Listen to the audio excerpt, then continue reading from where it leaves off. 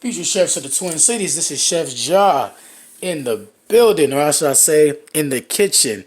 Alright, so this is a part 2 continuation of my video. You see here I got the finished product for my peanut butter cookies.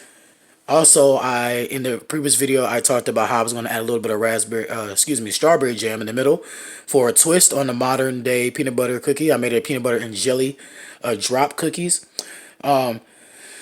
And so I say drop cookies because normally when you place some kind of filling or anything in the middle of a cookie, it's then called a drop cookie.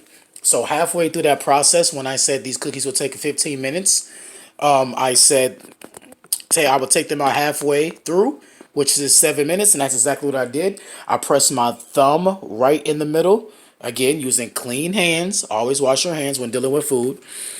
Press my thumb in the middle. I added a little over a teaspoon of strawberry preservatives, and then I continued baking for roughly another 7 to 10 minutes. Just because I wanted to make sure they crisp up really good and get that nice, chewy, good, delectable peanut butter cookie consistency. I left them on the pan so they could continue being, they could firm up a little bit more. So here is your final product of a cookie. You see that bottom, beautiful golden brown. You could break it open and oh my god, that is a beautiful cookie. So again, future chefs of the Twin Cities, that is my part 2 video for my 10-minute quick and easy recipes, 5 ingredient peanut butter cookies. Again, if you have a peanut allergy, you can easily substitute this with almond butter or sunflower butter, any kind of nut-free butter, soy butter, what have you. These smell so good.